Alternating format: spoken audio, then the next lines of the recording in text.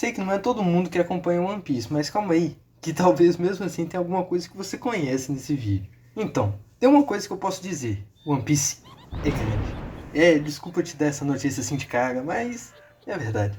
Por ser basicamente a história de mangás mais famosa do mundo, e por causa dessa sua longa duração, como a gente já vê por aí, tem todo um ecossistema comercial e criativo em volta da obra. É claro que tem essas coisas mais esperadas, tipo produtos da marca, que nem action figures, roupas, acessórios e tal. Mas também tem umas coisas mais avançadas, tipo eventos, lojas e extensões da história, como episódios especiais, mais de 8 filmes e contando. Aliás, eu fui ver o filme Red no cinema. Cara, eu nunca pensei que um dia eu ia ver um filme de One Piece no cinema, foi tão da hora. Enfim, todas essas coisas geram um grande volume de materiais de One Piece que não são necessariamente a história original. Várias outras coisas mais obscuras também, como teatros e exibições que só acontecem no Japão e que quase ninguém de fora fica sabendo. Mas o que eu quero focar aqui nesse vídeo é um especial bem único. Se você já tentou ir comprar um manga de One Piece, talvez você já tenha visto alguns mangás especiais dele, como os databooks, por exemplo. E se você mora fora do Brasil, talvez você já viu algumas outras coisas a mais, como a light novel do LoL e o livro de receitas do Sanji. São conteúdos extras que mostram que desenvolvem ainda mais essa história. É nessa premissa que esse especial que quero falar com vocês foi criado. Alguns artistas famosos foram chamados para fazer algo bem interessante, algo parecido como desenhe uma parte da história de One Piece no seu traço. Esse projeto foi o One Piece Cover Project. Ele começou em 2019 e a cada ano tem mais alguns capítulos especiais adicionados nisso aí. O primeiro foi desenhado por um dos autores de Dr. Stone, Boichi, com o título de Zoro Cai no Mar. Esse one-shot reconta a parte lá no East Blue que o Zoro luta contra o Mihawk, na visão e no traço do Boichi. É muito louco você ver o One Piece com a aparência de outro mangá. É aquele tipo de coisa que parece que você tá fazendo algo ilegal enquanto você tá lendo, porque meio que parece que é uma coisa que não deveria existir no mundo, né? Mas enfim, é uma história bem legalzinha. Tem algumas liberdades, é claro, mas não deixa de ser a mesma coisa do original, recontando um dos momentos mais intensos da série. E é um feels ver essa parte de novo e relembrar todo o sentimento e o peso desse pequeno trecho. Esse remake foi feito para celebrar o aniversário de 22 anos da obra e mostra que One Piece é referência não só pra gente, mas pra todos, principalmente para outros grandes autores. O segundo especial começou no mesmo ano, mas tem uma duração mais longa do que qualquer outro que eu vou falar aqui.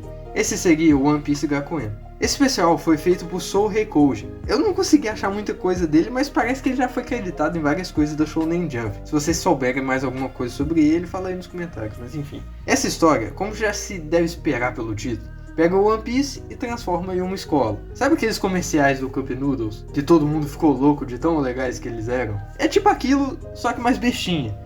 E ele conta a história de Kobe após ser transferido para uma nova escola. É basicamente tudo que você conhece de One Piece, só que no formato mais de comedinha, escolar e tal. É o tipo de coisa que não vão ser muitos que vão querer ler, e também não vão ser muitos que vão gostar. Mas como um material extra, tá até de boa, né? E deve ter até dado relativamente certo, porque tem vários capítulos, mas enfim. Se é algo que tu acha que vai gostar, vai fundo. Se não, meh. A terceira história é mais uma de Boichi, One Piece Episode A. Lembra que eu mencionei que tem uma light novel do LoL? Então, tem uma do Ace também. Essa história pega essa light novel do Ace e junta com o que sabemos da história do personagem.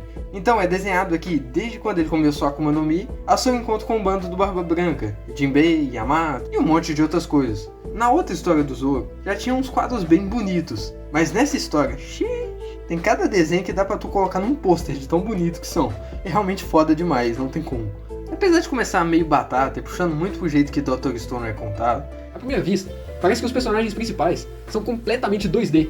Ou seja, Senko é o cientista maluco e é só isso que é sua personalidade. Taiju é o sem cérebro e é só isso que é sua personalidade também. E para agravar mais essa situação, seus estereótipos são elevados no nível 100. Isso é um tanto quanto estranho para várias pessoas terem como uma introdução à obra. E a história passa uma sensação meio que não é uma história lá muito boa ou bem feita. Mas enfim, rapidinho isso se conserta e fica uma leitura muito boa. Então se você gosta das duas séries, ou gosta pelo menos de uma delas, você simplesmente tem que ler esses 4 capítulos, porque são muito legais.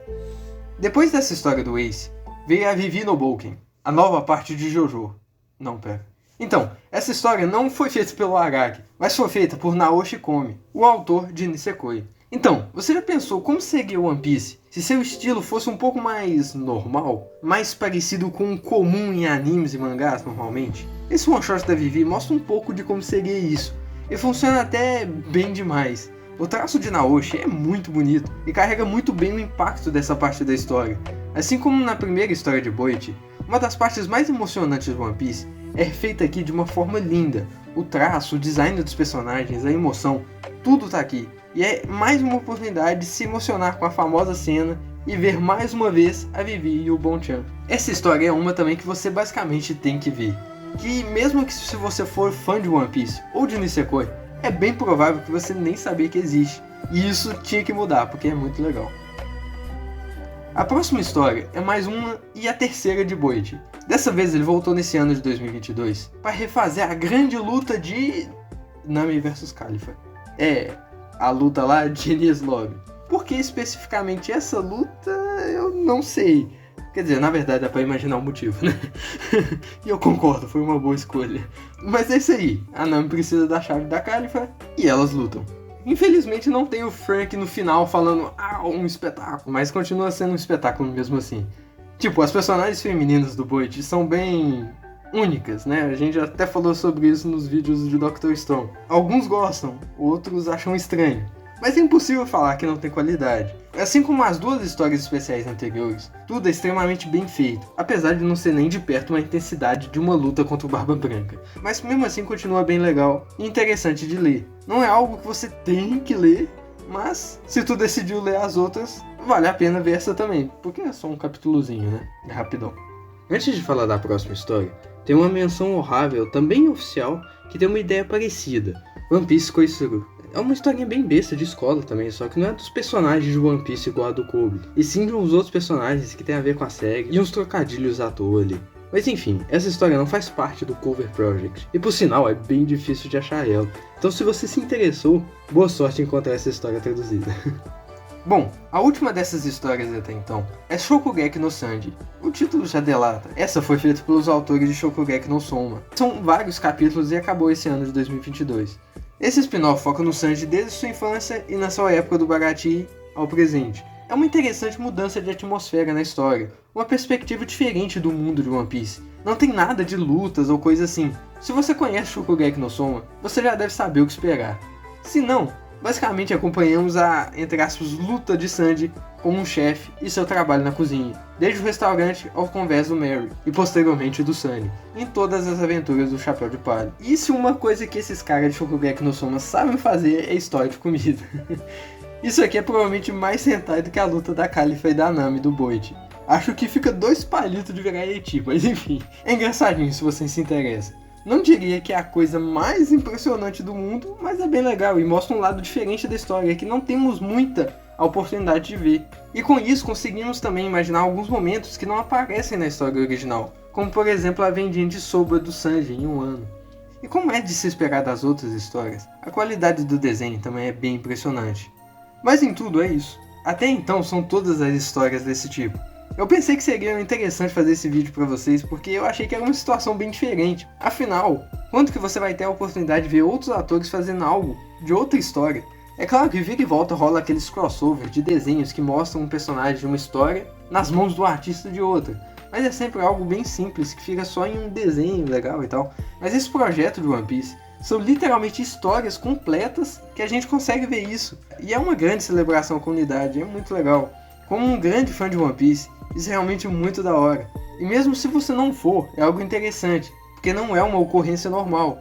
E se você gosta dos outros atores e de suas histórias, é mais bacana ainda. E passa uma sensação de que eu, você e esses autores grandes estão todos juntos aproveitando essa história sensacional.